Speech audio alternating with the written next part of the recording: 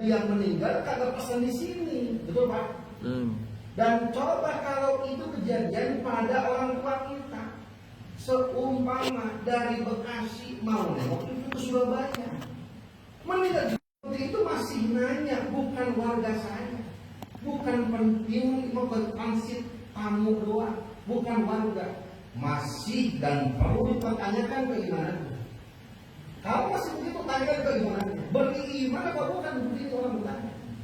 Karena orang meninggal, orang wafat, dia nggak tahu meninggal di mana.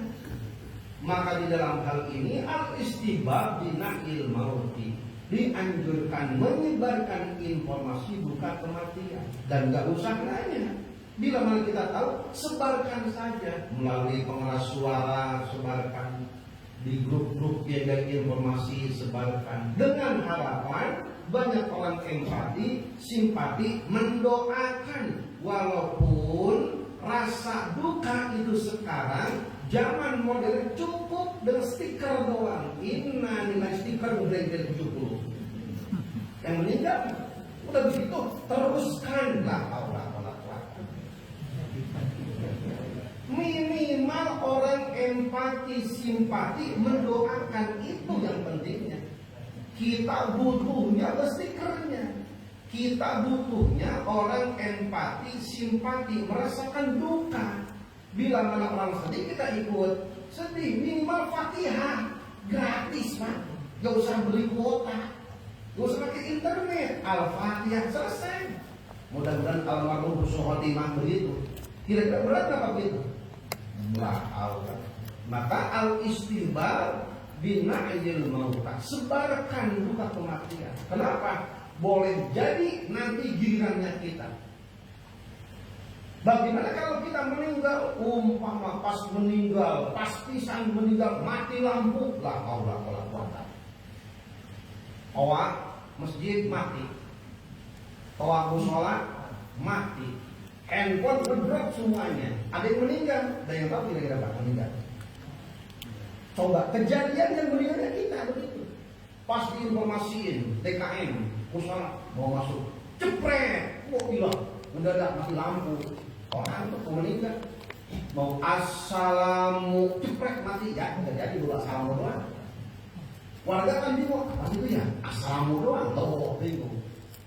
Maka al-istighbar bina'il maut, disunahkan sebarkan informasi duka supaya mendapat syafaat doa muslim mukmin sebanyak mungkin.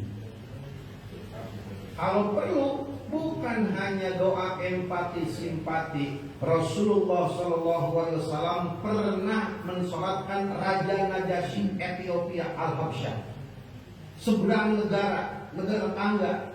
Ketika Rasul di Madinah, Jibril datang, ya Rasulullah, Raja Najasyi yang dulunya Nasrani dan sekarang menjadi mu'alaf, dia sekarang sudah meninggal dan wafat. Diinformasikan oleh Jibril kepada Rasul. Bagaimana sikap Rasul? Rasul para sahabat melaksanakan sholat jenazah gaib. Oh, Pak. Untuk simpati. Ada warga kita sekarang nggak di sini lagi. Jemaah kita nggak di sini lagi. Pindah tempat, meninggal, dapat informasi. Assalamualaikum warahmatullahi wabarakatuh. Jemaah nanti setelah maghrib kita akan mensolatkan jenazah gaib untuk fulan bin fulan yang dulu domisili di Danamon RT sekian, warga sekian, jemaah kita. Oh, Pak, senang nggak Pak orang didoain gitu? Gratis itu tuh. Namanya syafa'atul mukmin, pembelaan pertolongannya orang mukmin begitu. Ad-du'a silahul mukminin, doa senjatanya orang-orang yang beriman. Itulah manajemen bagaimana Rasul melayani umat seperti itu. Walaupun nggak kenal, Rasul nggak pernah ketemu Raja Najasyi, tidak pernah ketemu. Tapi Jibril mengabarkan Rasul sholat jenazah gaib untuk Raja Najasyi di Ethiopia Al-Habsyah. Dua, yang ketiga, nah ini dia. At-taswiyatu fil inayah wan nusrah, mendapatkan pertolongan, pelayanan dan perhatian yang sama. Seorang leader, seorang pemimpin, seorang ketua, seorang atasan, bila mana bawahannya mendapatkan dan mudah dipertolongkan, ada sakit, ada yang meninggal, turun tangan. Rasul turun tangan, marbotnya meninggal. Maka seorang leader, seorang pemimpin, seorang khalifah diberikan amanat, diberikan pengaruh, RT, RW, ketua, pengurus, semuanya bila mana ada warga, jemaah meninggal, turun tangan. Rasul sampai turun tangan dan marah ketika ada warga jemaah meninggal, marbot meninggal. Rasul berkata, "Afalan antumuni? Kenapa kalian tidak memberitahu saya?"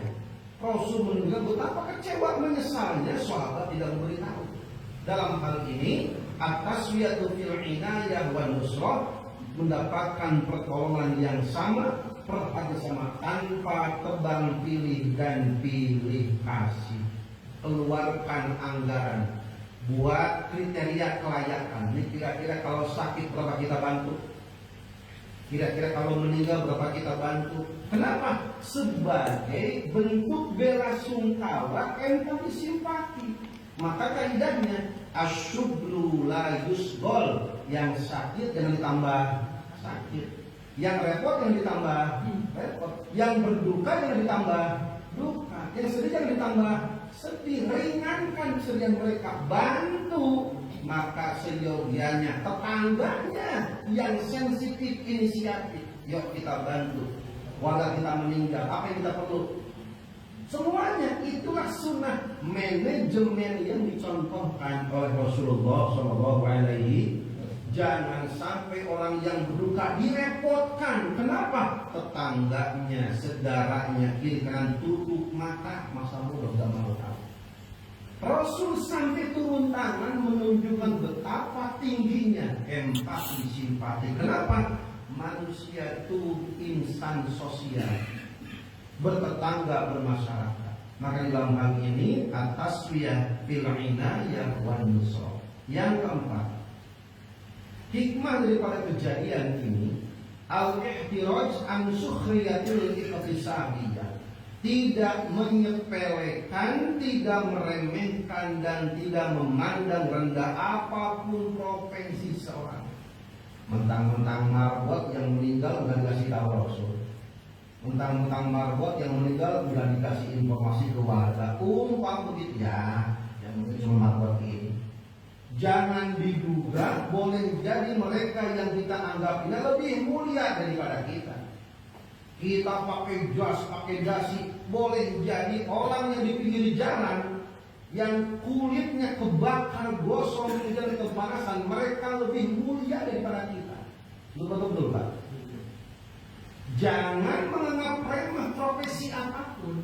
Boleh jadi mereka yang tangannya belepotan, yang kulitnya gosong kepanasan, lebih mulia daripada kita yang di ruang AC.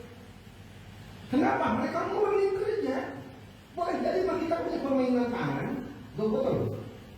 Maka ada peribahasa berkata, lebih baik tangan kotor dan hasilnya bersih daripada tangan yang bersih hasilnya kotor. Yang tahu kita, siapa sih kita? Tahu kita sendiri. Maka jangan menganggap remeh, melihat, memandang profesi siapapun. Boleh jadi mereka lebih terhormat, lebih terpandang di hadapan Allah daripada kita. Al-ikhtiraz an sukhriyatil iktisadiyah. Maka ketika mereka butuh bantuan, samakan perhatiannya tanpa harus pandang bulu. Boleh jadi kita akan demikian seperti suatu saat. Dan yang kelima, al-ikhtiraj an sukhriyatil jinsiyatil insaniyah, tidak membeda-bedakan antara warna kulit, ras, serta golongan. Enggak usah melihat warna hitam, warna putih. Enggak usah melihat sukunya Jawa, Sunda, Sumatera, Bugis, Batak, Padang, enggak usah. Semuanya sama, mereka manusia yang kalau berjalan kakinya napak tanah, kalau makan minum melalui mulut sama.